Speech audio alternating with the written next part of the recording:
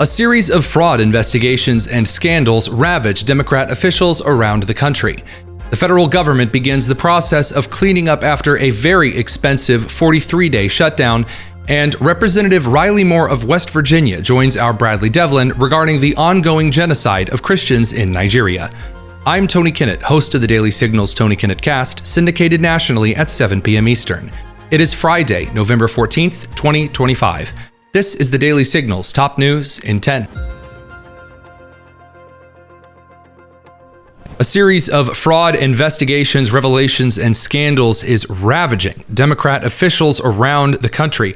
Representative Eric Swalwell has allegedly committed mortgage fraud, according to several documents which have been released via an investigation done by NBC News as well as the Gateway Pundit. Federal housing regulator Bill Pulte referred Democrat Representative Eric Swalwell to the Justice Department for criminal prosecution after several documents showed that the Democrat congressman, which represents a district in California, therefore requiring his primary residence to be in California, didn't in fact own any property, as his website stated, in Livermore, California, but instead listed a primary address in Washington, D.C., and listed that primary address in order to secure a lower loan rate as well as a refinancing a couple of years later. According to a public deed of trust for Swalwell's D.C. home on South Street Northeast, dated April 18th, 2022, the property is designated as his principal residence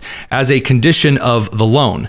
Pulte is alleging that Swalwell not only made misleading statements during the purchase of the property, but also in refinancing a couple of years later. The FHFA's Inspector General is also investigating Swalwell's alleged mortgage fraud. Swalwell's office released a statement saying, quote, "As the most vocal critic of Donald Trump over the last decade, and as the only person who still has a surviving lawsuit against him, the only thing I am surprised about is it took him this long to come after me.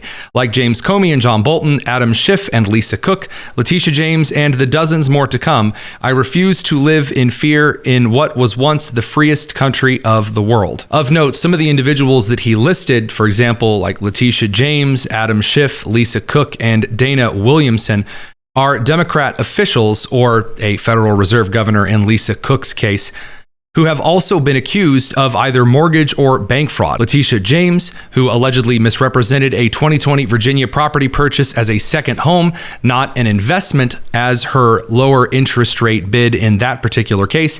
Adam Schiff, with a property in Maryland that he didn't file correctly, representing his Maryland property as his primary residence instead of a residence in California, which violates both state and federal law. Lisa Cook allegedly designated both a Georgia and Michigan home as the primary residence to secure multiple favorable loan locations. And then just this week, Dana Williamson, former chief of staff to California Governor Gavin Newsom, is charged with bank and wire fraud, tax fraud, and conspiracy in a scheme to siphon over $1 million from dormant campaign funds of former Health Secretary Xavier Becerra from 2017 to 2021. Just for accountability's sake, here is Representative Eric Swalwell a couple of years ago talking about the importance of the law being upheld no matter who it is. If you're not going to follow the law, it's time for people to start having consequences. For far too long, we've allowed this president and his underlings to continue to obstruct. And when we lose the rule of law in America, it's not just a concept, it's everything. It allows free markets, free ideas, and a freedom to dream. And we don't want to look like countries that don't have a rule. There are also cases of Governor Gavin Newsom's office in California finally admitting that they illegally gave 17,000 commercial driver's licenses to illegal immigrants through the DMV, as well as a $7.7 million scandal about personal travel expenses on the taxpayer dime out of Chicago public schools. To catch that, you'll need to see last night's episode of the Tony Kinnett Cast. Simply too much to cover here in 10 minutes. That link is down in the description. The federal government is beginning the heavy process of cleaning up after the longest government shutdown in U.S. history. After 43 days, the estimated cost of the shutdown is around $90 billion.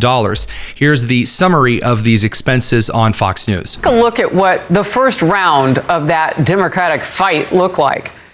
Nearly 42 million Americans lost their SNAP food assistance benefits. They were suffering. More than 5.2 million airline passengers faced flight delays and cancellations. 1.4 million federal workers went weeks without pay. And the White House estimates the economy lost about $15 billion every week of those 6 weeks. A massive hit of $90 billion over the entire shutdown. When you count everything all up, you can count them, 10 zeros. Along with these summary expenses comes the work to be done, which hopefully fixes a lot of the issues caused in part by the shutdown. Kristi Noem, Director of Homeland Security, held an event giving $10,000 bonuses to Transportation Security Administration agents who didn't call in sick or take off work, though they didn't have a paycheck coming in during the shutdown. And not just making financial amends through providing bonuses and back pay, but also investigating those who might have been manipulating the government's assistance programs for personal gain, or fraud, if you will. Secretary of Agriculture Brooke Rollins joined Laura Ingraham to go over the 5,000 dead people, which were discovered on the rolls to receive SNAP benefits and food assistance from the government, and the financial aid which has been discovered now and is being corrected. And 20 plus others did not, and we're suing. We're in a litigation right now. But of the 29 that complied, what we have found is staggering. 500,000 people getting benefits 2 times under the same name. 5,000 dead people.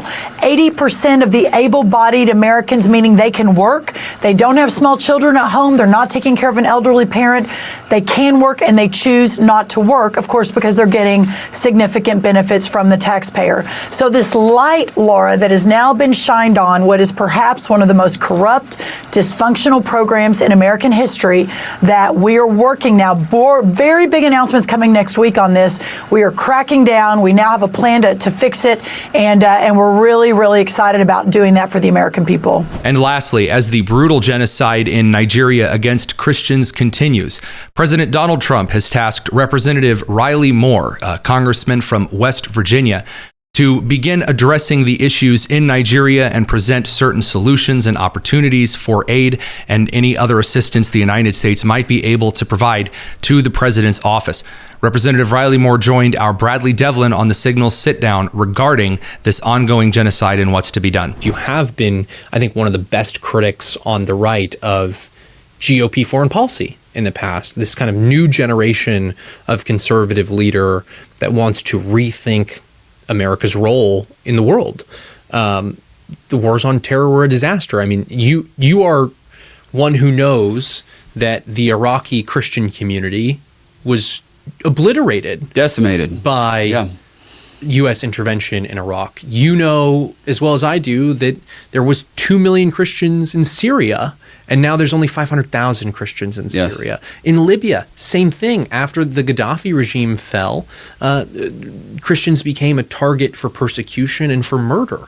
What do you say to someone who thinks similarly to you on the issues of foreign policy, on the war on terror, and says, listen, I understand what you're trying to do here in protecting Christians abroad. I think that's a much better use of our resources than some of the other military misadventures, sure.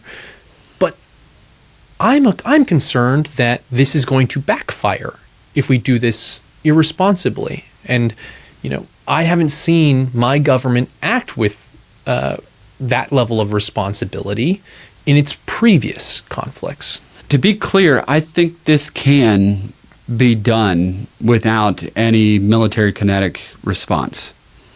And we're going to see if that's possible as we continue to work with this. We do have the Nigerians are coming over here at some point this month to meet with the White House, to meet with me and several other congressional stakeholders who've been working on this. I want to find a solution to this with them, not against them. And I think I want to make that very clear. But when you're talking about limited, prioritized deterrence, which is really kind of what I'm talking about here, is deterring a type of a serious crime that's going on. But I also don't believe in runaway realism where I can justify anything at any time for intervention at any cost, because we have to prioritize those things as well. And I think that falls into a bucket that should and would be, and I think it is, a priority of the American people to ensure that we don't see Christians wiped off the map in a country like Nigeria. We are a Christian nation. Why would we not stand up for our brothers and sisters in Christ? We're not talking about trying to do some institution building over in Nigeria and all these other. They can handle their affairs however they want in terms of governance, but they have to protect this population of Christians, and we want to work with them on that. For the rest of that interview, you can click the link in the description as well. Before you go, make sure you're subscribed to both the Tony Kinnett Cast and the Signal Sit Down, as well as the rest of our excellent shows here at the Daily Signal. And join us tonight at 7 p.m. Eastern for a roundup of the day's news and nonsense. I'm Tony Kinnett, and this has been the Daily Signal's top news in 10. Take care.